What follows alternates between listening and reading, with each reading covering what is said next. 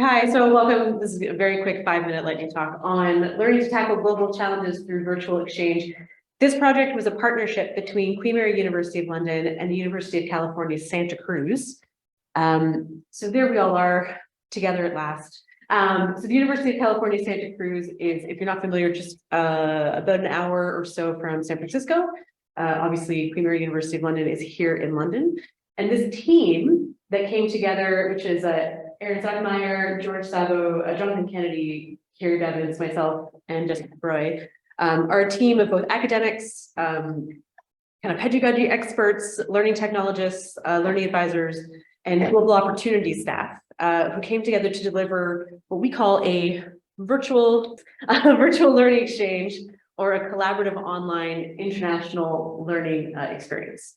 So this pilot was funded by the US-UK Fulbright Commission and the American Council on Education, ACE. They have a Global Challenges Teaching Award where academics from various parts of the world can apply together. And in this case, the focus of the award was to tackle some kind of global challenge. So both Jessie and Jonathan are academics who talk about public health. And so they put together a bid to discuss pandemics, a very current topic in terms of global health. So the idea was to bring together these two modules, one, health inequalities and the social determinants of health, and pandemics, politics, and community health, global rhetorics for health and illness. So how do we do this? The project as set up by the Fulbright and ACE group have a really strict process that you go through together as a team. And so we were part of a cohort that actually started in April to begin to plan delivery of this module in September. And we had to go through a process of training that included all of those members of the team that I described. So the grant required that each institution bring together someone from their exchange or global opportunities office and learning designers in addition to the academics who were actually going to teach the course.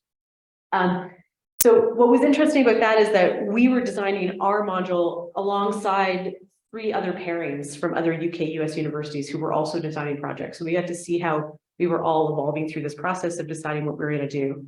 And a big part of that process was a kind of guided mapping of shared objectives, assumptions, tools, and processes, so that we were being very thoughtful about how we were going to bring our students together. So for example, we talked about, which learning platform we used. At Queen Mary, we use a Moodle-based process. At UC Santa Cruz, they use Canvas. One of the things we talked about was not wanting to burden any set of students with having a new login and having to learn a new system. So we had to figure out where we were going to bring students together in spaces that would really neutralize kind of the experiences they had previously. In our case, we didn't have to worry about language, but for some other iterations of this program, there's a big concern on making sure that there's kind of a language neutrality or shared languages in the process. But it did also force us to think a lot about the cultural differences that our students were going to bring. One of the nice things about our 2 universities was that even though we're in different parts of the world, we both have very large populations of first in the family students who identify as racialized minorities. And so we were kind of drawing on that shared experience to begin to develop a sense of community amongst our students. And then we spent a lot of time planning both the content that we were going to deliver, the means of delivery, but also how we were going to embed this sense of community building. Because a big part of this process and a big outcome that the Fulbright Commission is interested in is building cross-cultural competency amongst your students. So not just teaching the content, but also how you're going to allow your students to develop these skills that they can use in other settings later on. So what did we actually do? How did we do it? Well, fun fact, there is 1 hour of the day that is working business hours for both California and London. And that is 4:30 p.m. London time, 8:30 a.m. California time. So what we did was throughout the semester, every other week, the students were scheduled in for a synchronous collaborative Zoom meeting that was bookended either before or after by a lecture by their respective lecturers, right? So the students in London had a lecture before the shared time, the students in California had their lecture afterwards. But during that 4:30 to 5:30 time slot here in London, the students would be put into groups. They'd go to breakout spaces on our campus. The students in California were still doing this all online. So they were Zooming in from their dorm rooms, from everywhere they wanted to, but they would get together and work on some of the activities that we had set for them. Activities included things like flip video. So I know it used to be called Flipgrid, now it's called Flip. The first activity we had the students do was a flip video about their health narrative. And we called this kind of tongue-in-cheek a brise glace. So we all discovered that we all hate icebreakers together. We think they're dumb. But we wanted to create something that was purposeful, that would also function as an icebreaker. So it's a more elegant icebreaker. It's a brise glace. And so what we did in the first week was students had to make these videos describing a 1-minute video about their own health narratives. And we had some information about what that was, so that they could watch each other's videos and understand a bit about the context that they were coming from. But also we used those videos to make the groups. So they needed to be in groups right away. We didn't want it to be random. So it helped us give a little buy-in and a little bit of community development in those groups by having them have some shared interests, hopefully. The framework for all the group work, though, was a pandemic simulation. So this was an open educational resource that we borrowed from another institution. And basically every week the students would come and they would get a new information drop about a pandemic that was happening. I think the pandemic was called, it was called SAGE. It wasn't COVID, it was the SAGE virus. And so every week there would be a bit more information, and Jessie and Jonathan, our academics, would use that to discuss one of the topics they wanted to discuss about global health and pandemics. And then the students had a lot of formative assessments. What we discovered was that our US colleagues had a lot more leeway in terms of changing their assessments sort of to suit what we were about to do. So Jessie was able to change her assessment structure, summative assessment structure, so that a lot more of these could be included. Jonathan was tied to a structure that he couldn't adapt as quickly. So a lot of these were formative activities. The students had to create pitch-a-cooches, photo essays of sort of health incidences or visual images of health in their neighborhoods. So this is from San Francisco, a homeless encampment. And the big kind of final project, there were essays they had to write as teams, so co-written essays. Now the big one was a big funding proposal. So they had to come up with some kind of issue they were going to address and create a funding proposal to address it to a made up, international funding body. What did we learn about it?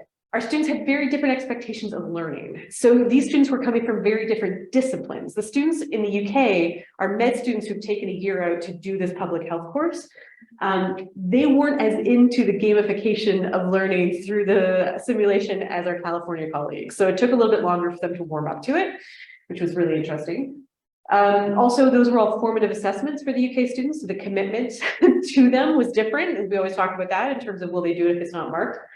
They did, but as they got to crunch points in the semester, their interest waned. Whereas the US students, it was going to build into their formative assessment in a different way. And then also, we did struggle with this mixed mode versus everyone online. So like I said, the students in the UK were in a room together for their lecture and then got into a room to meet with their colleagues. The students online, the US students were all online. So it did create a bit of a weird environment. Some people were together, some people weren't, but it also created these neat instances of 1 week, the students couldn't get the microphone to work on the laptop they were sharing. And so they could see each other, and then they were all on WhatsApp talking to each other in a very multimodal that freaked all us old people out, but they all seemed to be really into it and it worked. So there you go. What do we know? So what's next? We're going to do it again. So our academics did really enjoy the experience, and we plan to run it as much as we can. And with our understanding, like our academic can now put in, the actual official changes to the assessments, we can make that change. We're currently evaluating the experience. So students did some pre and post surveys. So we're looking at those right now. And actually Jonathan has now, I work for the Queen Mary Academy. He's got time bought out to focus on this for a year. So he'll be looking at that project more fully. Our colleagues at UC Santa Cruz have been doing this for much longer. This was the first time we'd ever done this at Queen Mary. They've been doing it long enough that they run their own staff training project to help people figure out how to do it. So we're also thinking about at Queen Mary how we can grow off of that, support it, can do our own version. And we're also thinking about where it's used. So the students we did it with this year, they didn't have a choice. It was just what they turned up to do in their module. But we are thinking about it because we had those global opportunities colleagues in the team with us. We were able to think about where else would you use this? So would you use it to scaffold physical exchanges that students have to take to make them more ready to go on exchange? Could you offer it as a low-cost alternative when you're working with countries that feasibly can't get people physically to where you are? Kind of a high-impact kind of cultural competency alternative to other versions of exchange or programs we have. So that's the very 1 minute quick thing, what we did. So I'm very happy to take questions if there's time for that. Yeah, I'm going to take chair's privilege and say, Sure. did you consider serious games? Because obviously there are board games like Pandemic. Yeah, no, we didn't. We came to the game part very late. So, and we had found this kind of package, like this version of a pandemic kind of model. We did have one of our colleagues partner would pretend to be like a World Health Organization person. We'd make a little video and that would get dropped in every week. And we were going to do a whole judging panel for the proposals. I was going to be a French Canadian judge. It was a whole situation, but we also realized we put too much in it. That was the other thing. We put too much in it. So we're thinking about some of the, formative stuff. What could we drop for next year and make it more, Any other questions? When you spoke about the health narrative that each student wrote, was that their own health? It was anything they were comfortable sharing, and it was just a video, so it didn't have to be pre-written, but it was just discussing like what health means to you and how health has impacted your life, the community you're in, like what health looks like to you, basically. And so students talked about different things, what it's like to grow up in East London or in California, that kind of thing. Yeah. It was just a means to say, hello, here's who I am, and here's what I care about. Yeah. Thank you, Danielle. It's a beautiful, beautiful project. And I can see lots of authentic learning happening across countries too.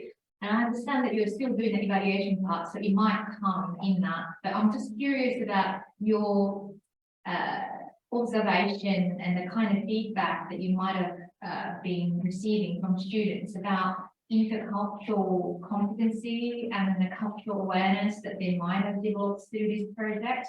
It's still within the Western dynamics of America and the UK. Exactly. What kind of things have you observed that you're learning? That's a good question. I think a lot of the observations Jessie, because Jessie and Jonathan, the academics, were speaking to students more. A lot of their observations were about how they were learning it. So the kind of speaking to each other.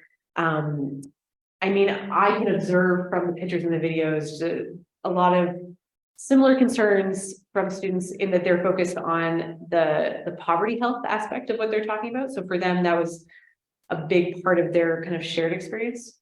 Again, a lot of the programs that they've run in the past had much bigger cultural barriers to overcome, right? So language, distance, just different kind of cultural differences that we didn't face as much. I think honestly for us, the biggest cultural difference was in how you learn, what learning valuable is. So we did observe that the students from UC Santa Cruz are in a humanities program, right? They write about things, they think about things differently. The students here are med students, right? So when we introduced this game, for the first 3 weeks, Jonathan said they were just like, what? What are we doing? You want me to play a game?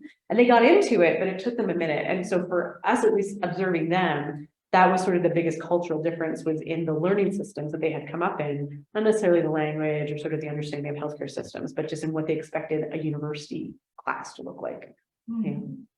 Yeah. And I work in the University of London Careers Service, and they very much sound to me like embedded in employability. Yeah. And what we're ever aspiring to help academics with. Is that consciously on your radar? Have you worked with the Careers Employability Survey? We haven't, but sort of through the Global Opportunities Office, because the cultural competency part is what they're focused on in terms of helping students build that employability skill. So the pre and post survey we did was based on, as I understand it, a pre and post survey that's been created for the Turing scheme.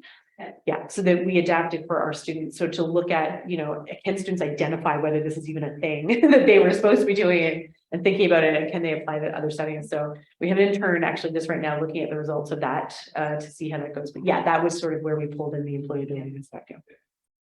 Okay, do we have any questions online? I will also take chance to say that intercultural bit. When are students surprised by things? Because I know when I went to Canada, I didn't factor in a cultural difference. Sure. Because of the language, and then I went, oh no, this actually is different. Yeah. I don't know. And yes, as a Canadian who lives here, you get tricked into thinking that won't happen, and then it happens. It would be, because we haven't gone through that whole survey yet, it'll be interesting to see what they say.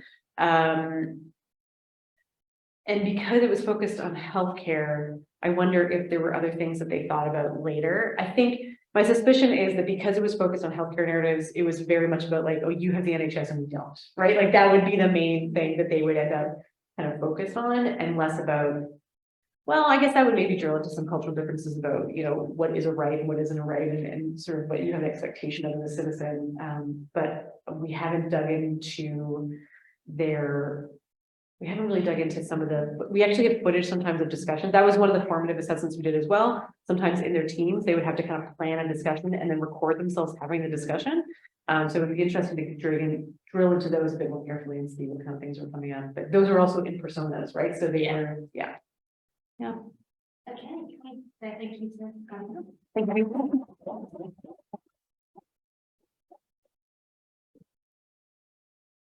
Okay, so our next lightning talk is from Patricia Palman-Deed from the University of Manchester. I'm glad that Patricia can join us. And this is how the pandemic changed the usage of theory into a more flexible and inclusive learning environment, practice and implementation tips. So Patricia, it's over to you. Great. Let me try to see if I can share my screen here. And there we go. Can you all see that? Yeah. Yeah, beautiful. Perfect. And you can hear me as well. That's always a good start. So thank you for being flexible and changing things around.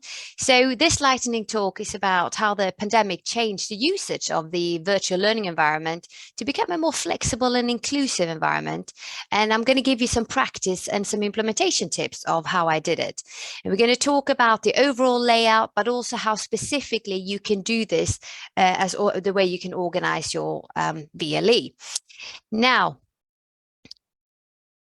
are you like me that you get like 500 emails a day, and particularly even the worst, if someone asks you to do something and there is an instruction and by the time you get around to do it, it's like, oh, is buried in another 500 emails. And the same goes for students. And particularly as we were in the pandemic, we obviously had to communicate very differently because we didn't see students face to face. So we were bombarded with emails and things got missed. So the way we kind of looked at it slightly differently was that how can we use the VLE to actually support our learning and getting the most efficient communication with the students. Now here, I'm not saying emails are not have a place, but you know, there's a time and a place where we can use other resources more efficiently. So at University of Manchester, we use Blackboard. I've heard other people using Canvas and Moodle, etc. And they kind of do the same thing. But the key thing here is to make sure you set up your VLE in such a way that it makes most sense for the students.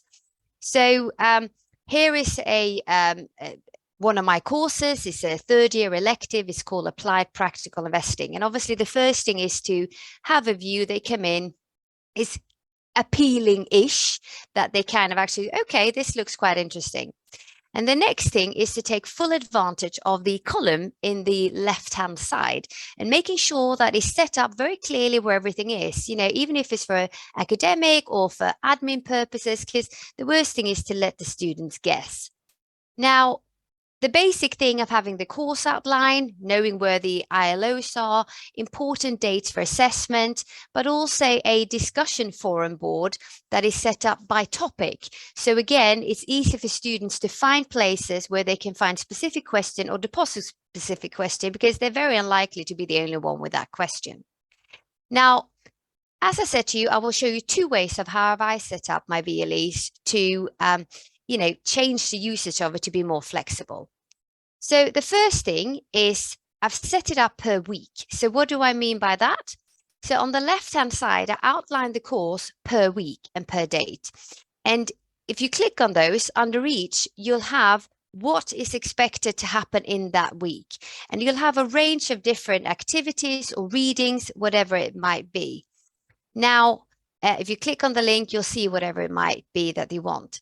The real thing here, the real nugget, is that you also have them color coordinated. So different activities, subject if it's a quiz or it's a formative assessment, they have different colors. So student can then align with what they're expected to do.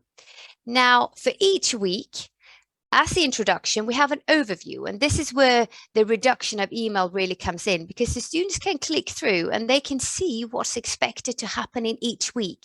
If it is what they're going to cover in the lecture, if they're going to have any guest speakers, if there's any activities, any deadlines, anything, they'll find that there. So I don't need to constantly send out emails. This week you're doing this week you're doing that. It's all there ready for them to see. The other real thing here is the study chart, which we've organized per week. So we've set out what exactly is going to happen in this week, but also more importantly, how long do we expect each activity to take? Now, with the VLE, it's quite easy for example, things like video, but we've also tried to put some timing on things like reading a document, and to get the students to be able to plan their timing for flexible learning. We also, again, color code this, so the type of activities, and also a total of how much do they expect to spend on just the structured learning material that week.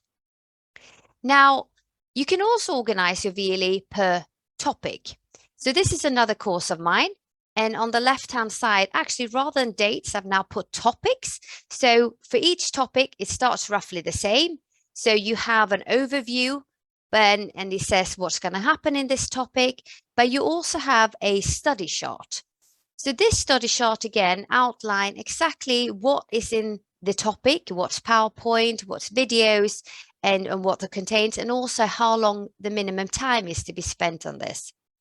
Now, in addition, we have summed it all up, but we've also suggested some own additional study time for this particular topic. And that again helps the student to plan what they should spend their time on. Now, another important thing is your overall study schedule. So I've created a particular part that is the overall study schedule and how to study for the course, again, trying to help them. This is where you combine now the topics with the weeks. Okay, so you've got your different topics, and we've outlined the timing of the course and taking the structured learning environment and your own study time to give you an idea of how much you spend on each week. Now, this obviously, again, helps students to plan and the flexible learning. To round off, obviously, again, say we got as well color coordinated to tell you exactly what to do and when. But to round off, what are the things you need to consider? It is initially very time consuming to set it up. Some people might find that, I have to do this week, and there's lacking flexibility. But again, this is not an order, this is a guidance. So actually what we found that setting up the VLEs in either of these ways support the flexible learning. It reduces the unnecessary communication with emails, etc. It helps the student to manage their time, and it does cater for much more different type of learning styles and create a much more inclusive environment. Thank you very much. Thank you. Patricia, I'm going to ask you a question. Go for it. Color coding. Yeah. Do you also consider using icons to represent? Absolutely. So it's interesting. All this, I'm very open to feedback. I know some colors are not perfect, and we've had a discussion around how can you put a minimum amount of time? What if they only do that? And I said, well, this is why this is not a gospel. This is a guidance to try to support students. And again, one of the purposes being avoiding to constantly bombard them with email is just setting it out that here is a guidance for you, and you can take what you want from it, but it hopefully supports you in your learning. So absolutely, icons is a great idea. I'll take that. I'll nick that idea.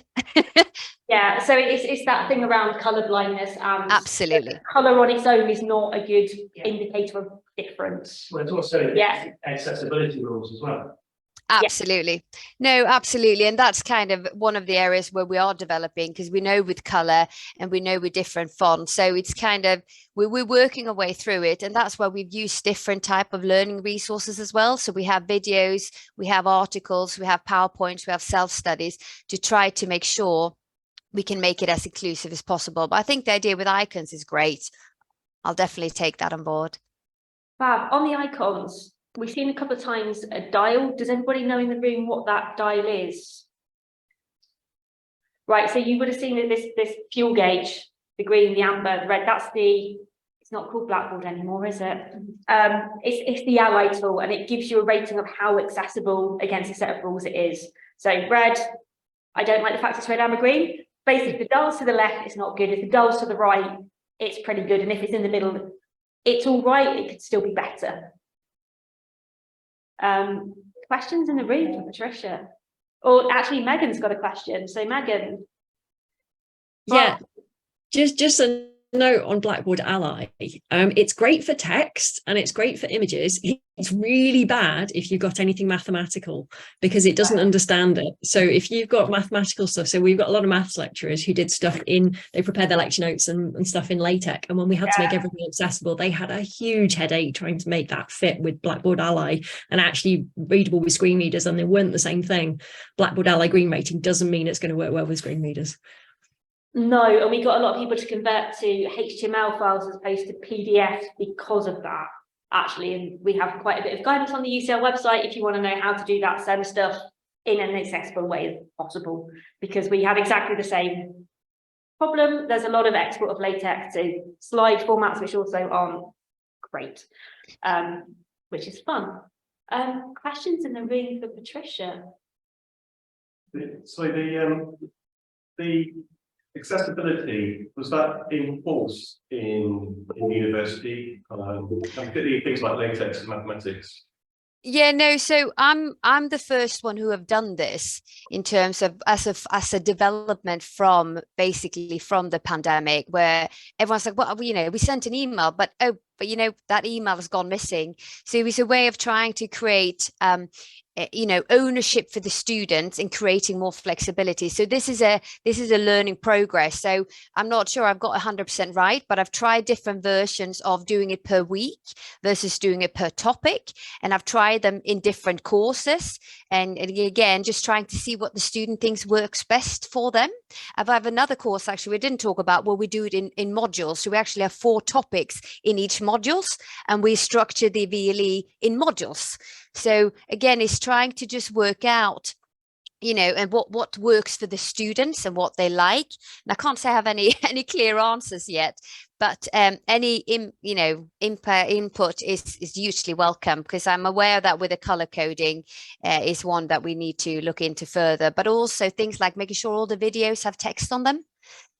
Is really important. And, you know, and the pandemic, we were all just throwing ourselves in there. And now when we actually get a chance to make the most out of it and saying, okay, what can we improve here to make this a bit more, you know, inclusive for everybody? So I've gone through all of that actually and made sure all the videos has text on them now as well. Which obviously we didn't have initially. So yeah, fair point. But it's not a university-wide initiative. It's something I've started implementing, and quite a few of my colleagues are now taking up, because they realize it saves them a lot of sending emails. And also students can't say, oh, I missed that email, because they can always go in and check whenever they want. So legally, we have 2 pieces of legislation where we have a duty, which the Equalities Act from 2010 and the public sector bodies, the PS bar from 2018. And actually requirements have actually gone up in terms of web accessibility under the PS bar recently. Interestingly, on that whole thing, 3 years ago, I wrote a piece for Wonk on the actually mind the accessibility gap, mind that gap of our rush to tech. So my job in 2018 was to train the UCL community on how to be accessible. So there are legal things. We did have another question towards back.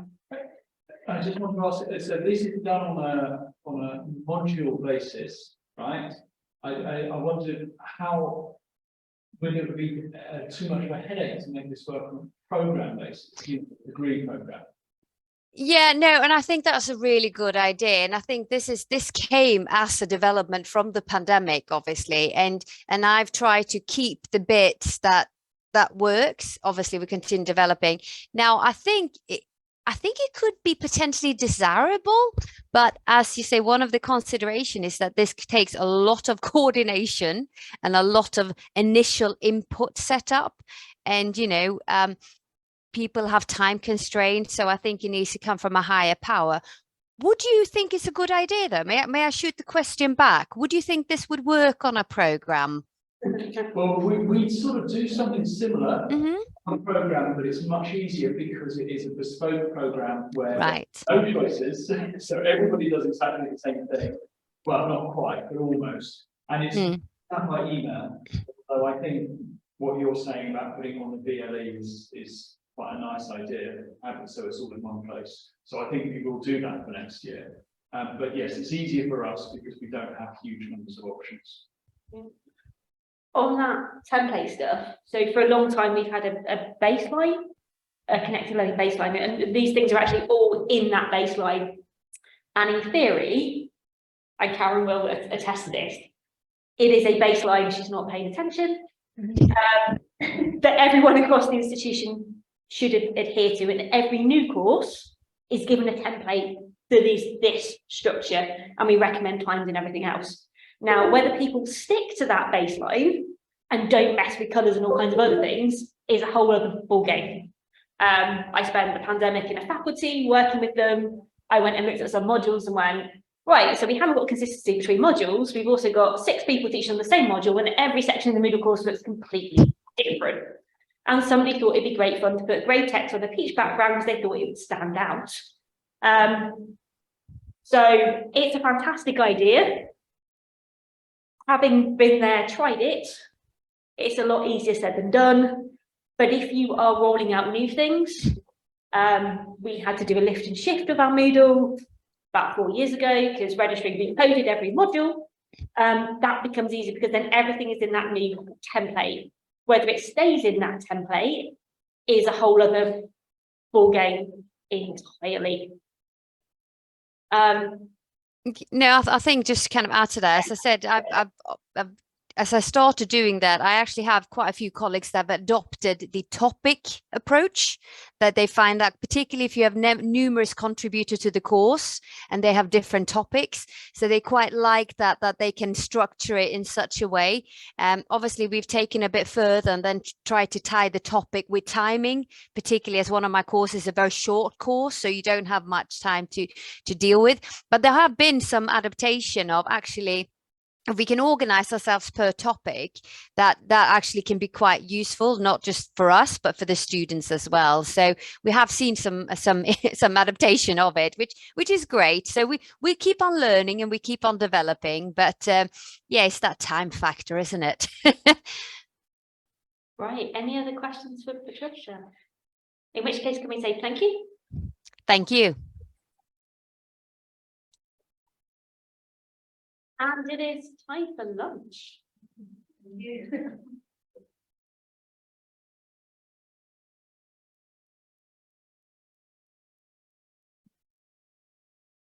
Right, start again at 1:10.